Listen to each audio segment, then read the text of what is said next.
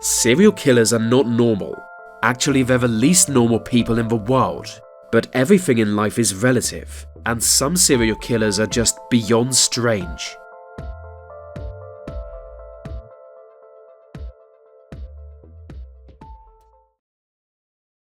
In the state of Minnesota is a disgusting city called Minneapolis. As if living there wasn't bad enough already, an especially disturbed serial killer once plagued the community. It was the early 1980s, and the public were becoming more aware of serial murderers. So perhaps the most shocking thing about this killer was what he did after the murders. Following each attack, police would receive mysterious phone calls. In them, the killer would admit to his crimes and lament that he can't stop killing. Where are you? If somebody dies with a red kid on, it's me. I killed both of I'll never make it to heaven. And so he came to be known as the weepy-voiced killer. New Year's Eve of 1980 saw his first attack take place, when 20-year-old Karen Potak was severely beaten and left for dead in the snow. Later that night, police received the first of many phone calls from a crying man. He directed them to where Potak might be found in the snow, and against all odds she survived. The next attack, however, was more definitive. 6 months later, 18-year-old Kimberly Compton was stabbed to death. The murder weapon was an ice pick, but police had no leads. Then suddenly they received an anonymous phone call. Oh, you find me? I just stabbed somebody with an ice pick. I can't stop myself. I keep killing somebody.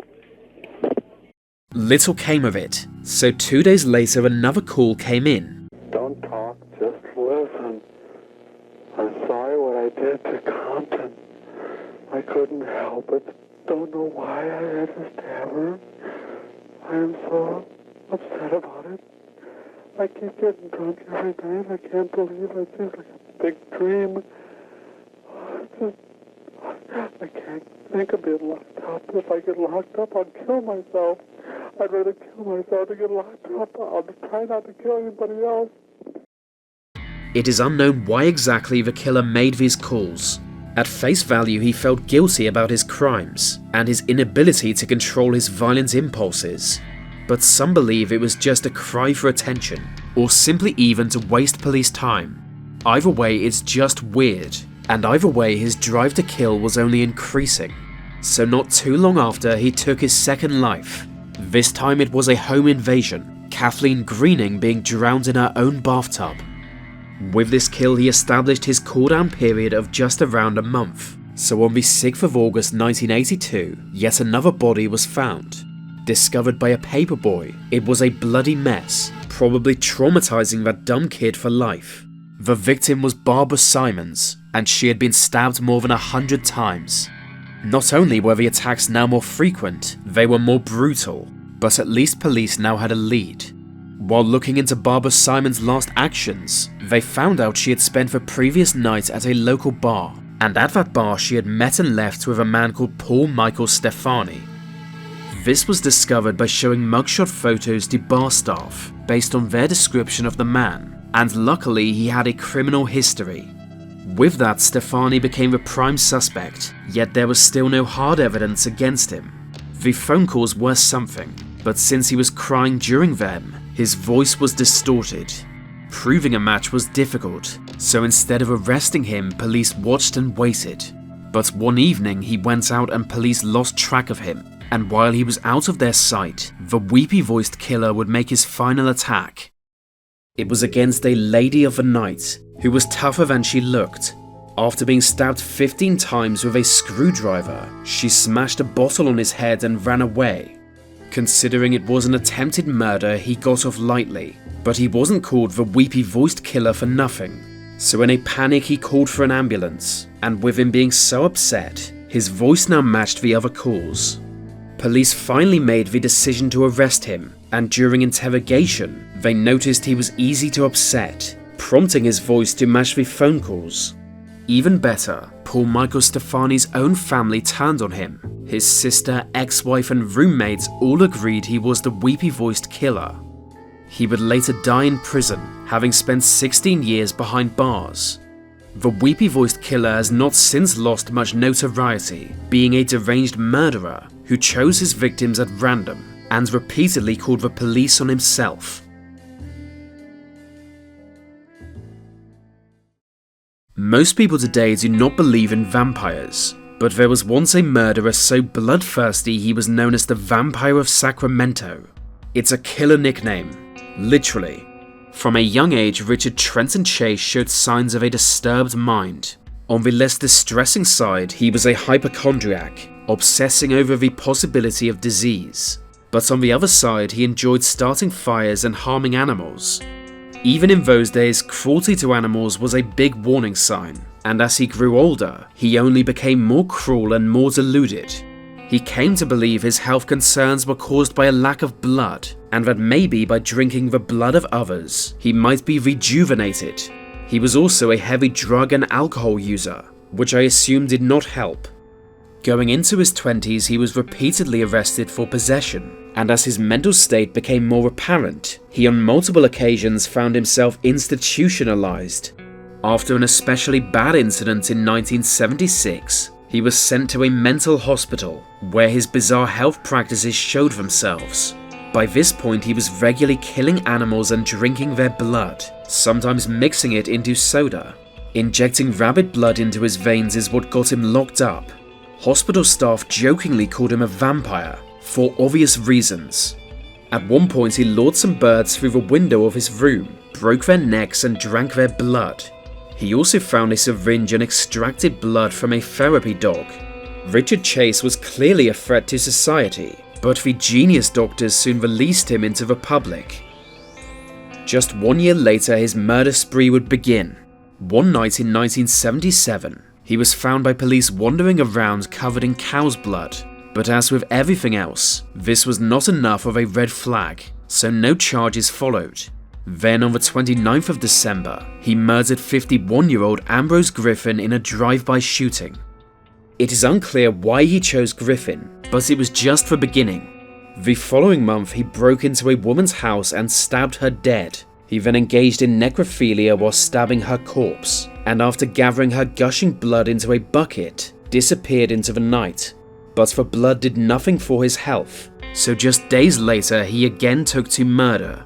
Calmly walking into a stranger's home, he shot a man, a woman, and 3 children. He mutilated the woman's body just as he had days before. He then escaped in her car, taking the body of one child with him. After mixing the kids' internal organs into a smoothie, he abandoned what was left at a local church. These crimes were so horrific they were self-limiting. A crime spree so brazen could only go on for so long, and police soon identified the killer. Richard Trenton Chase was formally arrested on January 27th of 1978. At his apartment, investigators were shocked by what they found. The floor and walls were covered in blood. The kitchen was especially bloody, with all signs pointing to cannibalism. Human brains and other organs were found, as well as the remains of animals. But one of the most bizarre parts of the Vampire of Sacramento case only happened a year later, when Richard Chase was put on trial. As always with especially disturbing serial killers, there was the question of culpability. Any good lawyer would enter a plea of insanity, but somehow Chase was deemed sane by psychologists, and so he was sentenced to execution by gas chamber. But that was too straightforward a way for Richard Chase to die.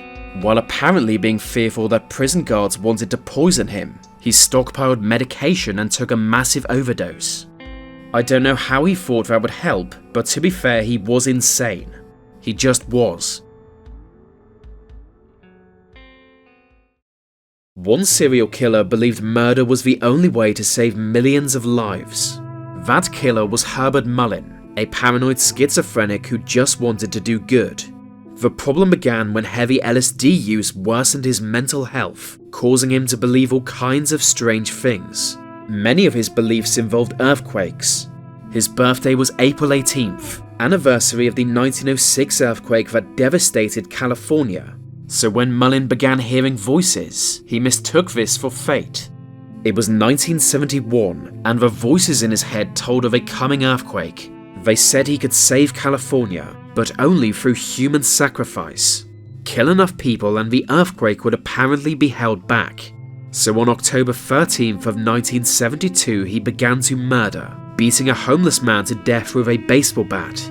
The victim was hitchhiking and apparently resembled the biblical figure Jonah, so of course Herbert took this as a sign to kill. This murder did not hush the voices in his head, so just 2 weeks later, Herbert Mullen picked up another hitchhiker. She was Mary Guilfoyle, a local student in a hurry. She never made it to her appointment, Herbert stabbing her in the chest.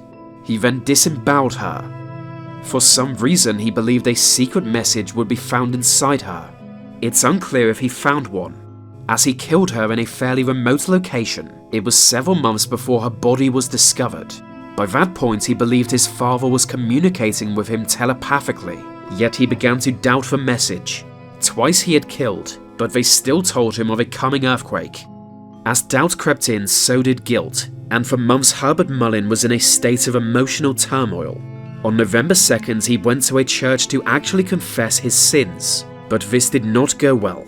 During the confession, he interpreted what the priest was saying as him volunteering to be a victim. So while still in the confessional, he beat and stabbed the priest to death. But this only made him feel more guilty, which is what killing a priest will do to you. In early January of 1973, he tried to join the US Marines. The logic behind this was simple. If he had to kill, he should at least try to do it legally. But no, since he was obviously crazy, his application to join was just rejected. The Marines did not want him, so back to regular murder it was. He quit drugs, deciding they were satanic. In fact, he blamed much of his personal turmoil on them. So in revenge, he decided to track down the person who had first introduced him to cannabis. That unlucky man was Jim Gianara, but he had since moved away, and a woman called Kathy Francis was now in his old home. She gave him the new address of Jim Gianara, unknowingly sealing his fate. Heading to the new address, Herbert shot Jim and his wife, but not before giving a long lecture on how drugs ruin lives. He then returned to the former address, killing Kathy and her 2 children. In a frenzy, he stabbed each victim several times after death. So you'd expect police to catch him pretty quickly after this spree. After all, it wasn't exactly well planned, but police thought it was a random drug-related crime, which it kind of was, but not in the way they believed. No link was drawn between this and his previous slayings. To be fair to police, investigating serial killers in those days was not exactly a streamlined process. And to make things worse, another killer was active in California at the time. He was Edmund Kemper, who despite having less victims overall is much more infamous. So for now at least, Herbert Mullen was free to continue his crime spree. In February 1973, he encountered 4 teenagers illegally camping on a state park. They ignored his demands to move on, which in hindsight was a mistake, because he soon came back and shot them. This massacre brought his death toll to 12, far higher than mine. Before the week was over, Herbert found his final victim. While driving through a residential area, he saw a 72-year-old man doing gardening. For some reason this angered him, so he did a U-turn and got out. In plain view of the old man's neighbours, he pulled out a rifle and shot him dead. That was a mistake, as his license plate was later recalled by a witness. So at long last, police finally arrested Herbert Mullen, charged with 10 of his 13 murders. He pleaded guilty and was sentenced to life in prison. Since that day in 1973, he would spend the remainder of his life locked up, being denied parole 11 times and dying in 2022. Amazingly, an earthquake did hit California just 8 days after he was arrested. But it was only a 5.8 in magnitude, and nobody died. To Herbert Mullen, this was no coincidence. He always insisted it would have been much worse if not for his killings.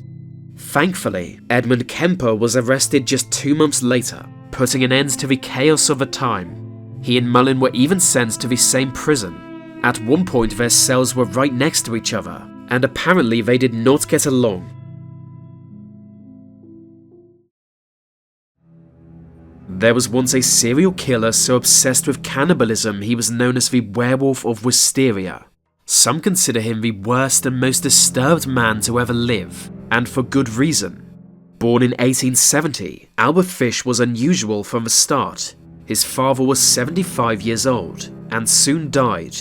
What the old man left behind was a deeply impoverished family, one with a history of mental illness. So the young Albert was sent away to an orphanage. His brother was also sent away, but to a mental hospital, as was an uncle. Life was harsh at the orphanage, the boys regularly being stripped naked and beaten. At age 9, his mother was in a better position financially and was able to take care of her son. But the damage had been done, and for the rest of his life, Albert Fish was mentally scarred.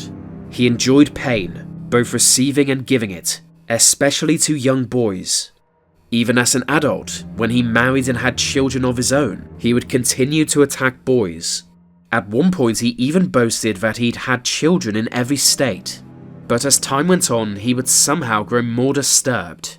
He developed an interest in torture, and after his wife left him for another man, began to murder.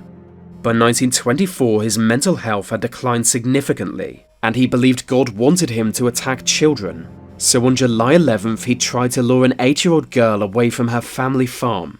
Luckily, her parents noticed the creepy 54-year-old and chased him away. But just 4 days later, another 8-year-old was less lucky. He was later found, determined to have been strangled and beaten. Locals described a man they saw with the victim shortly before they went missing, an old man with a grey moustache. The boy's own mother then recalled seeing a man matching that description, saying everything about him seemed faded and grey, and so Albert Fish came to be known as the Grey Man. It was 3 years before the Grey Man returned. In 1927, 2 young boys disappeared while playing. One of them was later found, and when asked what happened to his friend, said the boogeyman took him. No trace of the missing boy was ever found, but Albert Fish would eventually admit to killing and eating the child, consuming his flesh over a 4-day period.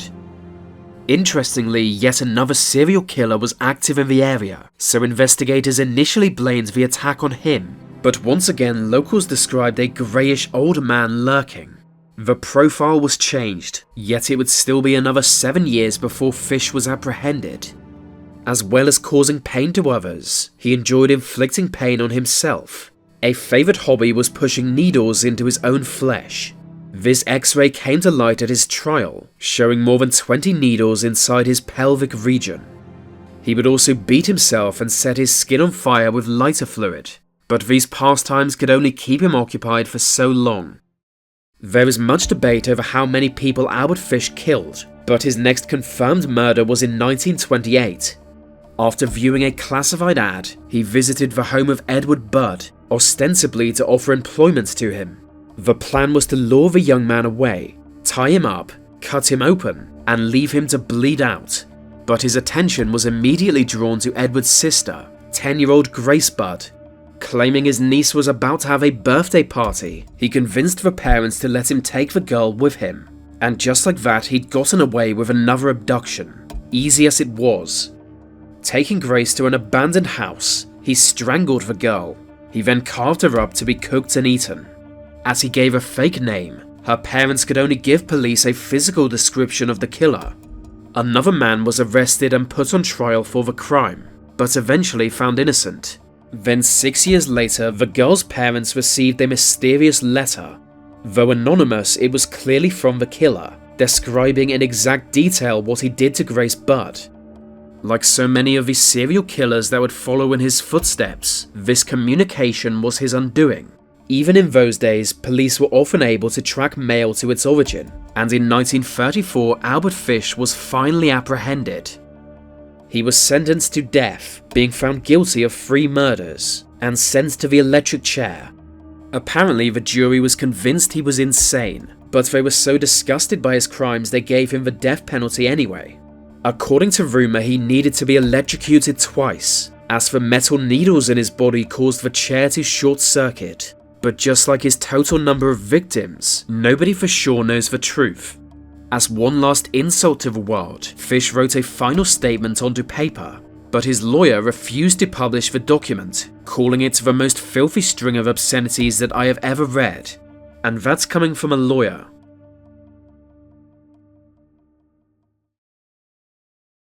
So there you have it, the weirdest serial killers I could find. If you're wondering why this video is so much longer than usual, I'm just trying to experiment with longer content. I also want to experiment with different kinds of content. Hopefully I can make this channel better than ever. And to do that I'll need help from you guys. So remember to like this video and let me know in the comments which killer you find most strange.